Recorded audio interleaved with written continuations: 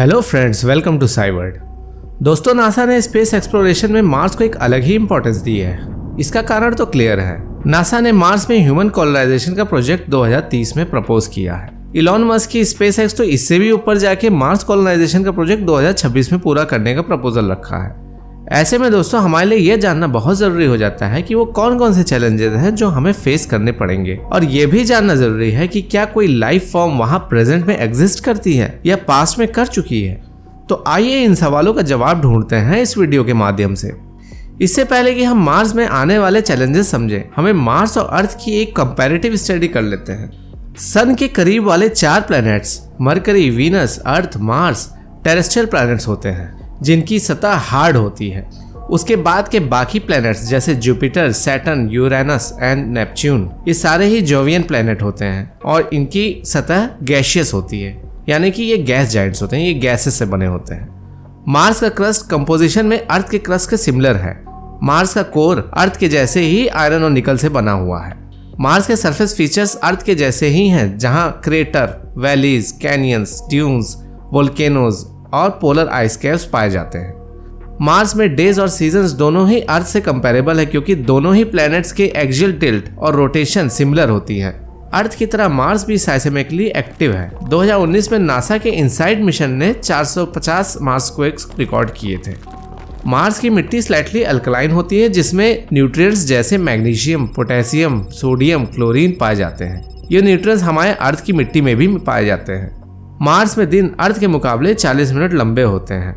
Mars में एक साल यानी सन के अराउंड एक कंप्लीट रेवोल्यूशन लगभग अर्थ के 2 साल के बराबर होता है। दोस्तों, वहीं अगर हम डिफरेंसेस की बात करें तो अर्थ का एटमॉस्फेयर 78% नाइट्रोजन, 21% ऑक्सीजन से बना होता है। वहीं मार्स का एटमॉस्फेयर ज्यादातर कार्बन डाइऑक्साइड से बना होता है और उसकी मात्रा लगभग 96% होती है। ऐसे में इस ग्रह की हवा सांस लेने योग्य नहीं होती। मार्स में पानी तो पाया जाता है दोस्तों, पर वो सिर्फ आइस के फॉर्म में पाया गया है और आइस को लिविंग बींग्स डायरेक्टली कंज्यूम नहीं कर सकते। लिक्विड वाटर मार्स में एग्जिस्ट ही नहीं करता है। इसका कारण मार्स का बहुत लो एटमॉस्फेरिक प्रेशर है। मार्स में एटमॉस्फेरिक प्रेशर अर्थ के कंपैरिजन में लगभग 1% ही होता है, जिस वजह से मार्स की बर्फ सीधे वेपर्स में सब्लिमेट कर जाती है बिना मेल्ट हुए। अर्थ की पोलर आइस सिर्फ पानी से ही बनी होती है। वहीं अगर हम मार्स की बात करें तो उसकी पोलर आइस 70% पानी और 30% कार्बन डाइऑक्साइड से बनी होती है, जिसे हम ड्राई आइस कहते हैं। दोस्तों, हमें पता है कि अर्थ में मैग्नेटिक फील्ड प्रेजेंट होती है, जो कि पृथ्वी के एटमॉस्फेयर को सोलर विंड्स और कॉस्मिक रेडिएशन से प्रोटेक्ट करती है। मार्स में मैग्नेटिक फील्ड मौजूद ही नहीं है। इसी वजह से ये planet harmful UV radiations, cosmic radiations और सोलर विंड्स को एक्सपोज होता है। इसी स्ट्रॉन्ग सोलर विंड्स की वजह से मार्स का ज्यादातर एटमॉस्फेयर इरोड हो चुका है और सिर्फ पतली लेयर ही एटमॉस्फेयर की वहां बची हुई है। नासा के फीनिक्स लैंडर द्वारा मार्स के मिट्टी का एक्सपेरिमेंट करने पे यह पता चला है कि मार्शियन सॉइल में लगभग 0.6% परक्लोरेट्स पाए जाते हैं। यह इतनी कंसंट्रेशन है कि ऑर्गेनिक लाइफ के लिए टॉक्सिक हो जाती है। अर्थ में ठंडी और गर्मी के टेम्परेचर का रेंज हमारे लिए बेरेबल होता है दोस्तों, पर अगर हम मार्स की बात करें तो वहाँ एक्सट्रीमली कोल्ड टेम्परेचर होता है, जो -110 डिग्री सेंटीग्रेड तक जा सकता है। इतने एक्सट्रीमली कोल्ड कंडीशन में सर्वाइव करना बहुत मुश्किल होगा।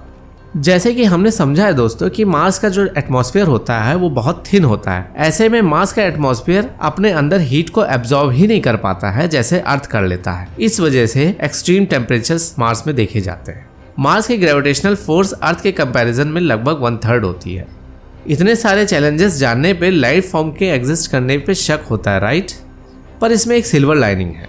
जरा इन तस्वीरों को गौर से देखिए। इन तस्वीरों में एक चीज कॉमन है, ये सारे ही लैंडफॉर्म्स फ्लोइंग वाटर से बनते हैं।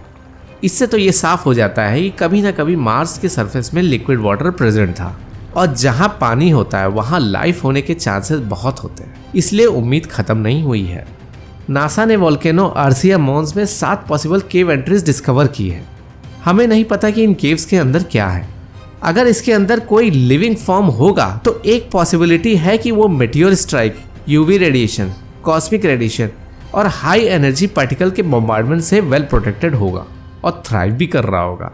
नासा ने मार्स के मीथेन लेवल्स में सिग्निफिकेंट वेरिएशंस ऑब्जर्व करी है।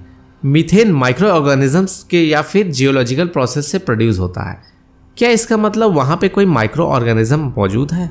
बहुत से साइंटिस्ट का ये भी मानना है कि लिक्विड वाटर सरफेस पर तो नहीं पर अंडरग्राउंड ज़रूर प्रेजेंट हो सकता है। अगर इसमें सच्चाई है तो अंडरग्राउंड लाइफ फॉर्म्स के भी मिलने की पॉसिबिलिटी है। 2021 में नासा द्वारा लॉन्च किए गए परसेवरेंस मिशन इन सवालों का काफ़ी हद तक जवाब दे सकता है। यह मिशन बेस्ड है जज़ेरो क्रेटर रीजन में रॉक कोर्स के सैंपल को कलेक्ट करने का। जज़ेरो क्रेटर एंशिएंट लेक थी जहां बहुत सारे रिवर्स चैनल्स पानी के कलेक्ट होने का अनुमान लगाया गया है। इन रॉक कोर्स को स्टडी करने पे लाइफ फॉर्म्स का पता लग सकता है। बज एल्ड्रिन, नील आर्मस्ट्रॉन्ग के बाद मून पे कदम रखने वाले दूसरे एस्ट्रोनॉट ने ह्यूमन मार्स मिशन के लिए रेकमेंड किया है।